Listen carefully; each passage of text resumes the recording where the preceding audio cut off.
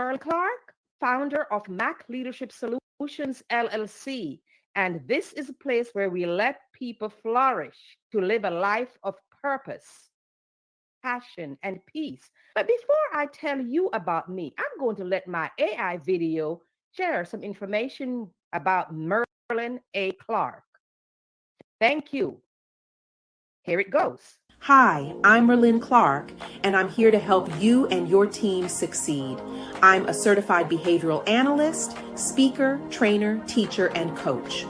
I'm also the founder and CEO of Mac Leadership Solutions LLC and founder of Mac Success Academy. I have over 30 years of business experience, including 15 years as a corporate training professional. My mission is to help you grow your business by developing you and your team members, your most essential resources.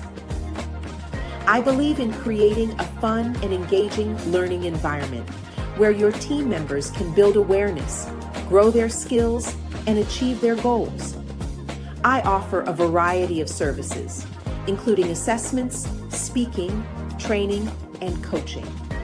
I can also customize workshops, behavioral assessments, coaching, and seminars to fit your organization's specific needs. My mantra is creating impact through leadership development and personal growth. I'm passionate about helping businesses of all sizes in the financial services, real estate, insurance, and business. Book, Let It Go and Flourish, which is on sale on Amazon. Now, I was inspired to write the book because of my personal experiences as well as those of family, friends, and clients. And I know that sharing those experiences will help others flourish in life and business. The topics of the episodes focus on habits that have kept us stuck in our personal lives and businesses. I am a person of value, and so are you. And I am committed to adding value to others. I want my audience to leave with information to help you unleash your full potential and live a life of purpose. So remember, you are not here by accident. Your life has purpose and you are valuable. Some of the chapters in the book are Let Go of Anxiety, which is the first chapter in the book and today's topic. Let go of comparison. Let go of limiting beliefs. Let go of enabling. Let go of jealousy. Let go of gossiping. Let go of unforgiveness. Wouldn't you agree that these are things that keep us stuck and prevent us from going forward in life? I am fortunate enough to have an amazing lineup of guests, which includes today's host, David Jones and Tara Bush. Other guest speakers are Michael J. Pope, DTM, and he will be speaking on February 21st. Then there's Dr. Sylvan Lashley, 4 times university president, Dawn Kirk MBA, Dr. Susan Johnson, Dr. Alice Duncan, Will Baptiste, who he does an amazing job of coaching men who have experienced trauma. Then there's Adrian Barker, MAS, and the list goes on. Now, let's delve into letting go of anxiety. Again, thank you so much for spending time with me. I am grateful. There are many places that you can be at this time, but you chose to share this space with me, and I'm so happy that you've done. Let go of anxiety and flourish. I can't think of anyone who has not experienced anxiety. It is part of life. And some circumstances will lead to anxiety. For example, for some of us, if things do not happen as quickly as expected, we become anxious and impatient. I think it is helpful to know the definition of anxiety and how it differs differs from anxiety disorders. I want to make that distinction. According to an article from a medical publication, anxiety is a normal emotion. It's your brain's way of reacting to stress and alerting you of potential danger ahead. Everyone feels anxious now and then. For example, a person may worry when faced with a problem at work. Before taking a test or making an important decision, like starting a new job, moving to a new town, or buying a house. Now, that occasional anxiety is okay. I must put this disclaimer out there. I am not a mental health clinician. So I did some research, and according to a medical article on WebMD, anxiety disorders are different. Anxiety disorders are a group of mental illnesses that cause constant and overwhelming anxiety and fear. This excessive anxiety can make you avoid work, school, family get togethers, and other social situations that might trigger or worsen your symptoms. However, the article also states that with treatment, many people with anxiety disorders can manage their feelings. The WebMD article also includes the following list of different types of anxiety disorders and their symptoms. Number one, generalized anxiety disorder. This is when you feel that excessive, unrealistic worry and tension for little or no reason. Then there is panic disorder. This is when you feel sudden, intense fear that brings on panic attacks. Then there is social anxiety disorder. It is also called social phobia. This is what happens when you feel overwhelmingly worry and self-consciousness about everyday social situations. Then there are specific phobias. You feel that intense fear of a specific object or situation, such as heights or flying. I have a phobia of heights.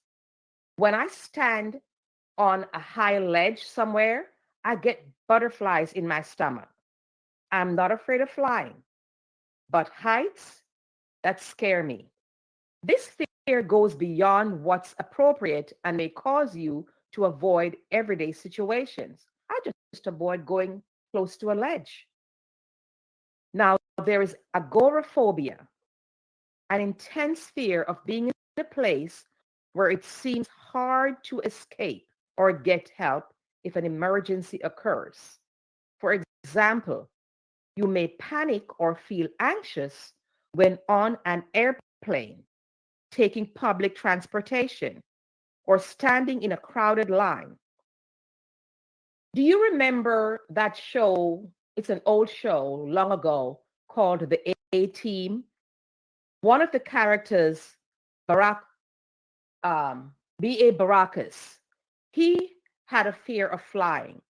So when the rest of the A team had to go to a destination to help someone in trouble, they had to either drug him, knock him out so that he goes to sleep, then put him on an airplane. That just bringing you down memory lane. I also have a friend who shared with me that decades ago, she experienced panic attacks at the thought of taking public transportation. I said, wow. So because of that, when she first moved to her state, where she now resides, she took taxis to work every day. Can you imagine paying taxi fare every day for work? That hit her pocketbook real hard. And as a result, she sought professional help because that was just too much to be paying that taxi fare every day. She is fine now. She drives all over the place. She rides the train. She rides the buses. She is in a good state of mind. Then another disorder is separation anxiety. often think of little kids when we speak of separation anxiety. However, anyone can have a separation anxiety disorder. If you do, you feel anxious or fearful when a person you're close to leaves your sight. You're constantly worried that something bad could happen to your loved one. And it makes me wonder, is that the feeling that parents of teenagers get when their teenagers take the car and they go out at nights and they stay up at nights waiting until their children come home? Separation anxiety. Then there is this other one. I just learned about it. Selective mutism. I know it existed, but I know the name for it. This is a type of in which young kids who talk normally, they don't speak in public, like at school. Now, this makes me wonder what's going on at school, why they don't speak up. And I would have to do some investigation. Is this child being hurt? Is this child being bullied? So you want to look into things like that and pay attention to our little ones. All right. The next anxiety disorder is medication induced anxiety disorder. Now, this occurs when the use of certain medications or illegal drugs or withdrawal from certain drugs triggers symptoms of an anxiety disorder. So you may be asking yourself, how do I know when I'm experiencing occasional anxiety or suffering from an anxiety disorder? So here's a list that I got from WebMD. Common anxiety disorder symptoms are panic, fear, uneasiness, feelings of panic, doom, or danger. You have sleep problems, not being able to stay calm and still, cold, sweaty, numb, or tingling hands or feet. So let me ask you this. How many of you have experienced any of these symptoms? Okay. Some may even experience shortness of breath, breathing faster and more quickly than usual. That's called hyperventilation or heart palpitations. You may suffer from dry mouth, nausea, tense muscles, thinking about a problem over and over again and unable to stop, and the inability to concentrate. So, can you imagine you are at work where you should be 100% and you are not concentrating? You don't have that ability to concentrate. Then you need to get help. All right? According to the article, researchers don't know what brings on anxiety disorders. A complex mix of things play a role in who does and does not get one. However, WebMD has provided us with the following list of some causes of anxiety disorders. Genetics. Anxiety disorders can run in families. Brain chemistry. Some research suggests that anxiety disorders are linked to faulty circuits in the brain that controls fear and emotions. Environmental stress.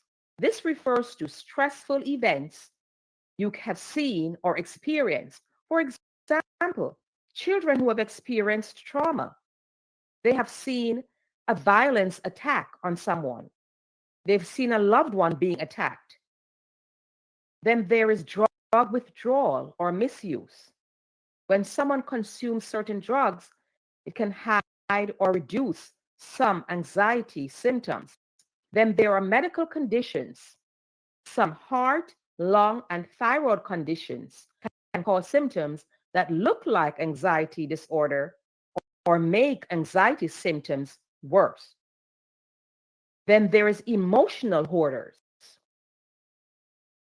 And you may say, what is that? What is emotional hoarders? This is a type of anxiety disorder. Now, This exists when we hold on to negative emotions, because hoarding is when you hold on to something. But when we hold on to negative emotions until we explode, people who display this type of behavior are emotional hoarders. Let's talk about hoarding in general. Hoarding is an anxiety disorder in which an individual fails to throw away many possessions with no value. I read an article on healthprep.com titled How to Tell If You Are a Hoarder. And it states that hoarding is a form of obsessive compulsive disorder.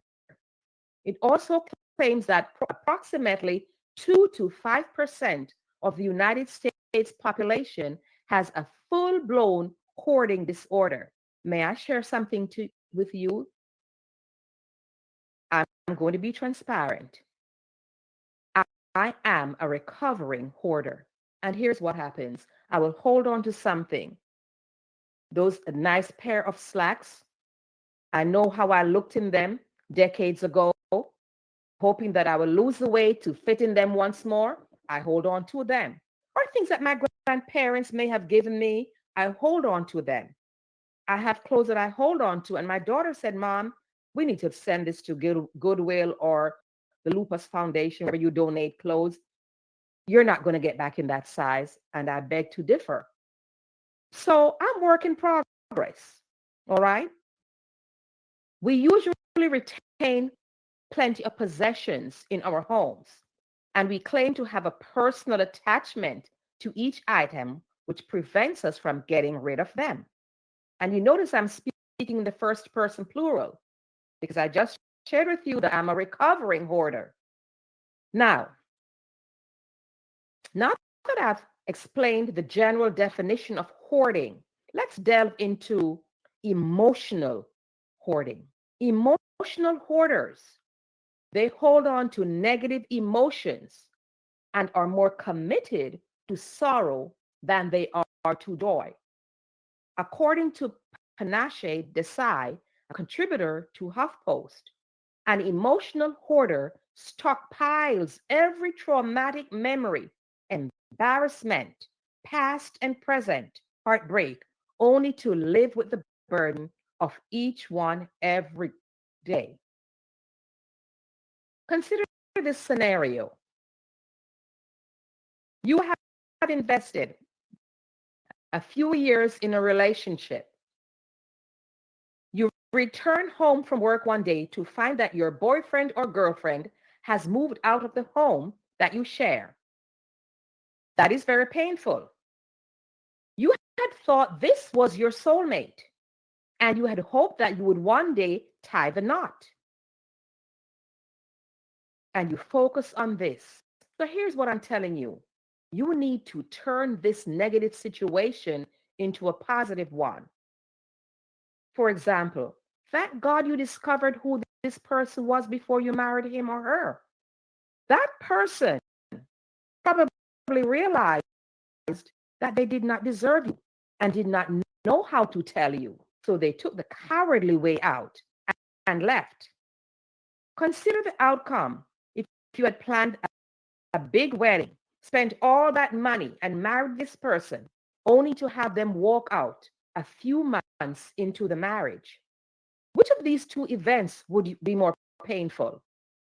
You coming home to see that he or she has left, or you marrying him and then a few months into the marriage, he left anyway? Now, I'm not making light of your situation or your pain, but you need to let it go and look for that rainbow. There's always a silver lining. There is more to the storm than rain. Coming from an abusive home can leave painful scars, causing you to hold on to negative thoughts, feelings, and memories. They are hurtful and can hold you captive and prevent you from flourishing.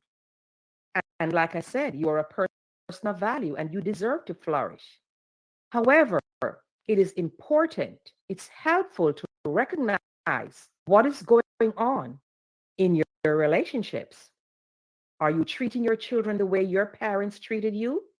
Or are you intentionally making positive changes to be a better parent and giving your children the life you never had? You have a choice. What do you and your family deserve? I recall times when people have lied to me, accused me of acts I did not do, and betrayed me even after I have helped them. Now, I must agree that I have not always handled those situations nicely. All right? When those things happened in the past, I would host pity parties. Yes, I hosted pity parties over those situations, invited my friends to commiserate with me, and I became very upset when those friends failed to show up with the confetti. My friends who are genuinely grounded in Christ counseled me and reminded me that when people are hurting, they tend to hurt others. They pointed me back to God's word and the value of forgiveness. They helped me to clean house, eliminate those negative emotions instead of hoarding them. Do not isolate yourself from your family and friends. Clean house. Get rid of those baggages that hold you captive. Don't hold on to them. All right? Now, how many of you remember that reality show on TV called Clean House? The host, Nisha, a carpenter and an organizer, and I think her name was Lori. They would enter a hoarder's home, remove the clutter, and reorganize the home, give them a nice makeover, thus offering the homeowner a fresh start. Now, I recall the host of the show, Niecy Nash, asking the occupants what was going on in their lives that contributed to this level of hoarding. On the surface, this was a good idea. However, the show did not reveal whether the homeowners had received help from a mental health professional, equipping them to dig deeper to uncover the real issue behind their hoarding. It is terrific that the homeowners received support in cleaning their homes and an excellent home makeover. But if they do not address the underlying problem, I believe they will go back to hoarding. So, as well intended as the show was, that would have been a waste of resources and disservice to the homeowner. And I'm thinking that they got the help that they needed. I'm thinking that the producers of that show did help them, but we just don't see everything, on camera. All right. At this time, I think it's time for us to take a break, and I'm going to have us play one of my AI videos from a sponsor of this show. So here goes. Stay Ready to tuned take for your a leadership commercial break. mindset to the next level? Thank Step into the you. world of Mac Leadership Apparel and gear up with t-shirts, hoodies, sweatshirts, home goods, drinkware, and more. Each designed to inspire confidence in every step of your journey. Transform your daily routine with pieces that spark motivation, celebrate your growth, and help you stand out as a leader who's not afraid to be bold. Head to merlynclarke.com now and discover how your style can fuel your success. Don't wait. Lead your life, live your purpose, and show it off every day. Okay, so there you have it. Welcome back. This is part 2. Now, there are many ways to handle anxiety. In some cases, the person may need to seek professional help. As I mentioned earlier in the show, I am not a mental health clinician, but I wanted to share information with you to add value so that if you or someone you know are experiencing anxiety or anxiety disorder, you know to get the appropriate help so that you can flourish in life, in your careers, your businesses, and go out there and add value to others. I'm in the flourishing business. I empower women to excel in their personal lives and in business and build generational wealth. And if they're not flourishing, they're keeping stuck, then it's time to get help. Our anxiety levels increase as we focus on our circumstances. However, anxiety decreases if we shift our attention to God and His Word.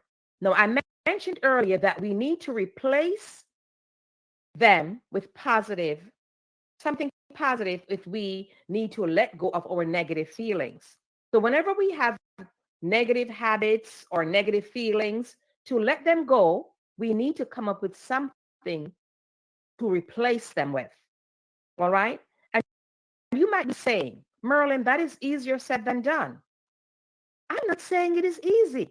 Nothing worth having comes easily. However, we must take actions in order to succeed. We can't change if we don't take actions. Sometimes we do not realize that we need help. And it takes a loved one to recognize that we are in deep trouble and reach out to us. The question is, when they reach out to us to help us, will we be receptive when they offer help? Or will we get defensive and turn them away? So here are some tips to reduce anxiety. If necessary, seek help from a mental health professional with the necessary skills to diagnose a problem and arrive at the appropriate treatment for that behavior. And I will not stress that enough. Okay? Some of you are believers. So, prayer. Some of you may not be spiritual or believe in God, but bear with me here. For those of you who are, God's word is a foundation for powerful prayers. Let us not underestimate the power of prayer. God is our healer and our counselor. His love and strength are immeasurable. And I have found peace in that. And I know that there are many people who can and will find peace in that. Let us explore how letting go of anxiety can transform both personal and professional life while examining the real cost of remaining in an anxious state.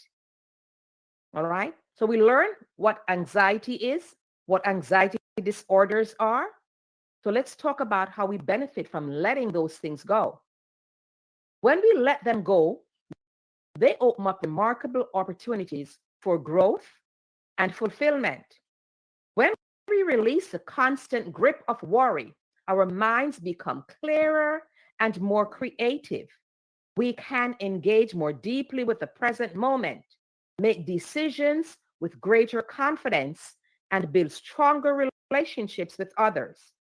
Think of anxiety as a lens that distorts our view of reality. When we remove that lens, we see opportunities rather than threats. Professionally, releasing anxiety allows us to take calculated risks, then advance our careers. It allows us to speak up in meetings with innovative ideas, build authentic connections with colleagues and clients, focus on energy on solutions rather than potential problems, approach challenges with curiosity instead of fear. Now, on a personal level, when we let go of anxiety, we're able to form deeper, more vulnerable connections in relationships. We are able to pursue interests and hobbies without self judgment. We experience joy and relaxation more fully. We make decisions based on what we want, not what we fear. We sleep better and maintain better physical health. However, when we remain trapped in anxiety, it carries some cost. There are physical costs. Chronic anxiety triggers our stress response, leading to elevated cortisol levels, disrupted sleep patterns. weakened immune function, and increased risk of health issues like high blood pressure and digestive problems. Professional cost.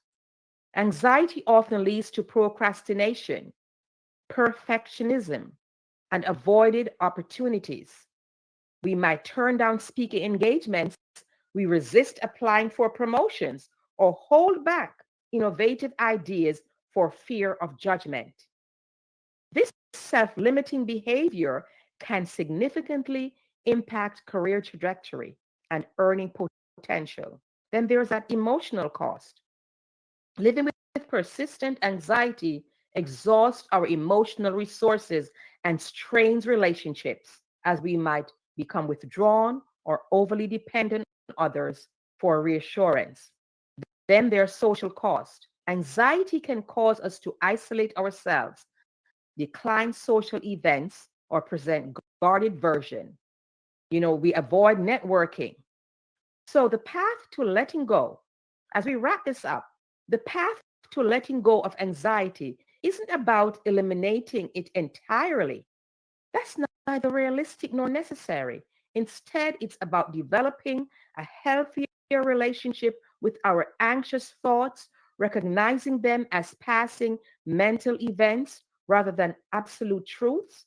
And through practices with like mindfulness, cognitive restructuring, gradual exposure to anxiety provoking situations, we can learn to hold our anxiety more lightly and preventing these anxiety from directing our lives. So, in this episode, we learned about anxiety disorders, the difference between them and actually anxiety. We learn about the symptoms and we learn how to control these anxiety disorders. Always remember you are a person of value and be kind to yourself. And if you experience any of these symptoms, seek help, seek professional help because you deserve to live a life of peace, passion, and purpose. All right? Peace, passion, and purpose. So at this time, I'd like to know if there are any questions for me.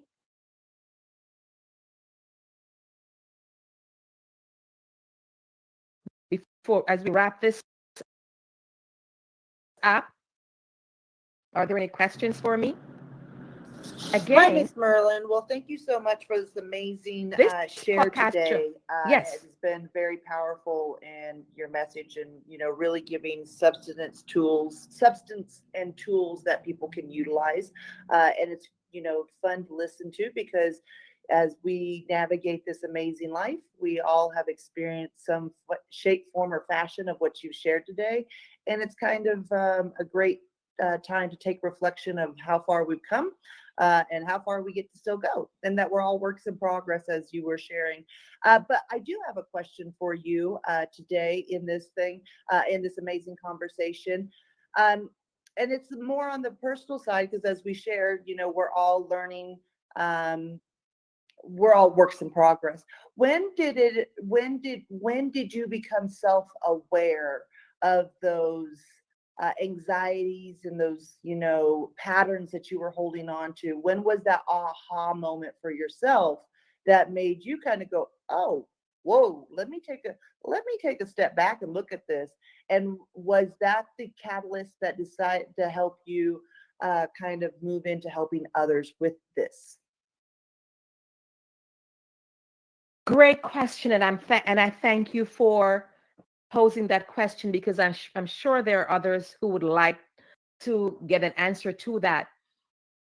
As a leadership and life coach, I coach many people who have shared their stories with me, how what keeps them stuck, what keeps them stuck, the self-limiting beliefs, and they get anxious because they want to do something, but they are afraid of failing, and they get anxious about it, even though they're gifted and talented.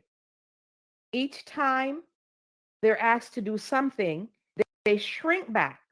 They shrink back from opportunities. And I am a Toastmaster. And many people who come to the Toastmasters meetings, they come because they say, I want to build my confidence in speaking because each time I'm asked to speak up in meetings, I get very anxious. I get these anxiety attacks, even though their information is awesome, awesome information that they have to share. And for myself, I experience anxiety sometimes when initially when I had to speak up in meetings. I'm a corporate trainer, and many years ago, at the start of my corporate training career, when I was first asked to teach, I remember once I sat there and I'm looking at the audience like a deer. What do you call it? Deer in the light, in the headlight. And that to me was a haha moment. And so I engage in different training opportunities to learn how to speak with more confidence. And then I joined Toastmasters to help me speak with confidence and help me get rid of that anxiety. So it happens to the best of us, but so many people are afraid to admit it because people are afraid of judgment. And we need to let that nonsense go. Stop judging each other and embrace each other, understanding that we all need to help each other succeed in life and business. So that's a great question. And it's something that we can overcome. Every limiting beliefs, every situation and experience that we have in life, we can overcome them with the right help. Did I answer your Thank you. question? Yes, ma'am. That was a very, wholehearted and informative, answer into kind of not only understanding what keeps us paralyzed, I would say, and not taking action because of the fear of judgment, fear of rejection, fear of, all of those things that pop up for us, but really sharing your own personal um, fortitude there where you were able to identify that as well as what others have shared with you and going through a similar journey. It makes sense when you kind of started walking a path that you are sharing and you're sharing light to others. This really resonates wholeheartedly because you just kind of get it. It's kind of explaining to somebody who's listened to the radio the entire life and never seen a TV, what a TV is, and then all of a sudden when they see a TV, you're just like, do you get it? And they're like, I get it.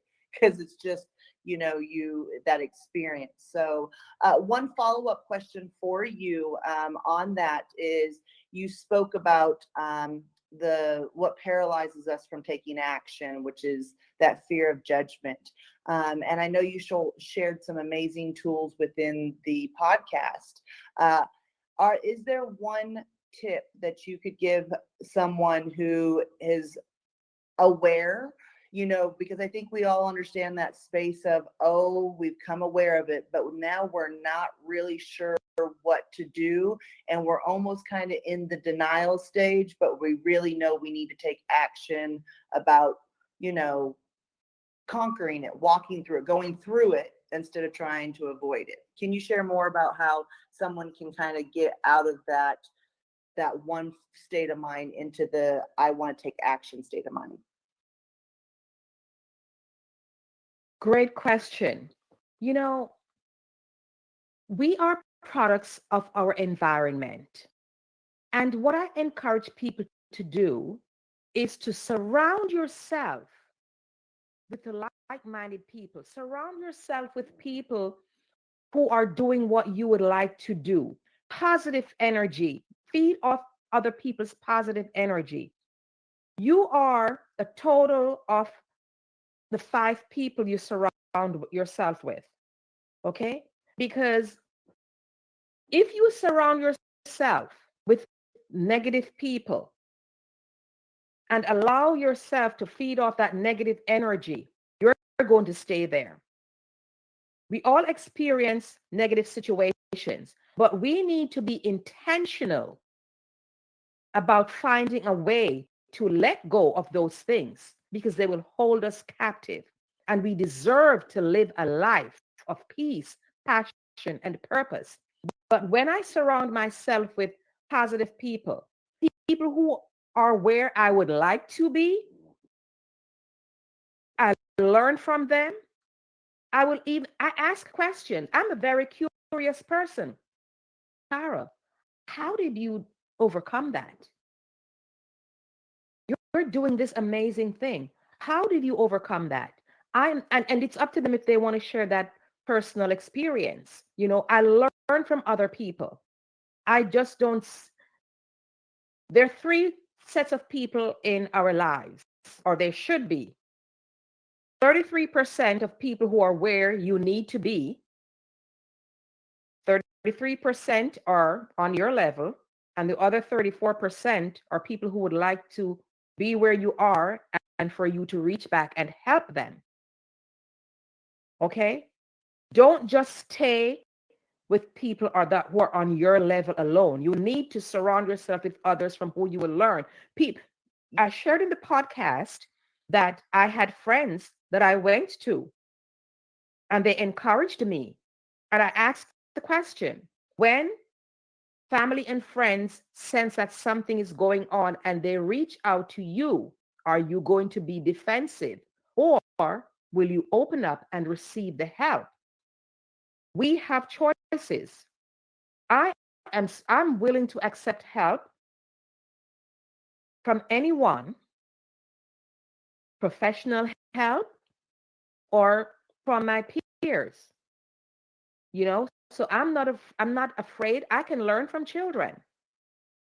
I do things that bring me joy.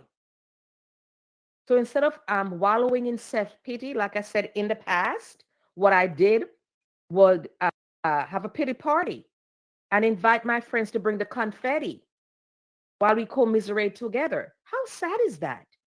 Then I snapped out of that. I got the help that I needed, and now I am helping others.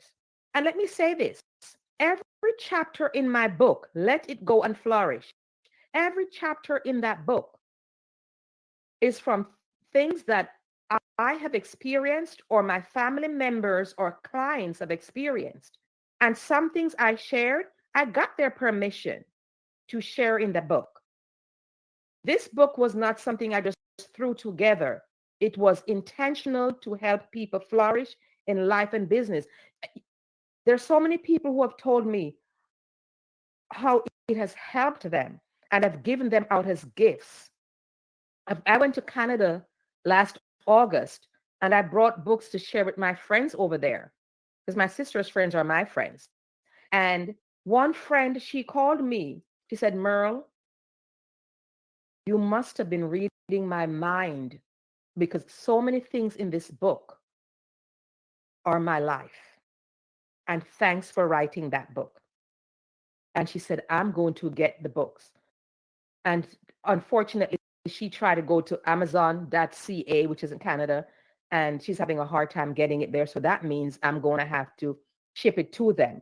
But this book was written for the purpose of helping people thrive in their personal lives and in business. And each of my guests who will be on the show, they will be sharing something that have kept them stuck and how they overcame and are at the level of success where they are. Because not one successful person just skipped to Malou through life like that, eating a bowl of cherries. They have experienced some anxieties, some hardships that they had to overcome. Great question. Great question. Thank you, ma'am. That is all I have. Thank you so much for sharing and for answering those questions. So before I end this show, I just want to, again, give kudos to David Jones and Tara Bush, co-founder of the HELLO LLC. And HELLO, it's not saying hello to someone. It's an acronym for helping everyone live life optimally. So if you're running a business, they can help you in your business. They designed my amazing Biz in the Box. They are the host of this show. They created this space, the metaverse, where we are. And I have my virtual storefront here. And I will be hosting mastermind workshops and other webinars in my back room in the metaverse. And I'll be hosting my podcast shows here in the metaverse. And my book, Let It Go and Flourish, is on sale on Amazon. Or if you would like a signed copy, if you are in the US and would like a signed copy, you can reach out to me and I will send you a signed copy, and the shipping and handling for that is only $5 for me to get it to you. Only in the US I can do that, because, you know, shipping and handling is something else when you have to send it internationally. But Let It Go and Flourish, live a life of peace, passion, and purpose. It's all about purpose. It's all about flourishing, because you're not here by accident. Are there any further questions? Because I can't wait to be back here next month to share with you. And again, tune in on February 21st when Michael Pope, DTN, and a faculty member of the Maxwell leadership team will be here to share how he overcame obstacles to be at this level of success. Until then, we are going to close out with one of my sponsors. Take good care. Goodbye. Hello. I am Merlyn Clarke. And as the owner of Mac Leadership Solutions, I know you're driven for growth. The Mac Success Academy is your launchpad to capture those explosive moments and achieve the success you crave. For less than your daily coffee habit at $17 a month, you will gain access to live training, action-oriented teachings, and a library of digital courses that are written, audio, or video. Don't miss out on this investment in yourself. It's the key to unlocking the best year of your life. At under $1 a day, you'll gain the tools and strategies to dominate this year and beyond. Remember, lasting transformation demands action. If you yearn for more success, growth, happiness, and stability, the Mac Success Academy is your answer. It's time to stop wishing and start thriving. Join us today.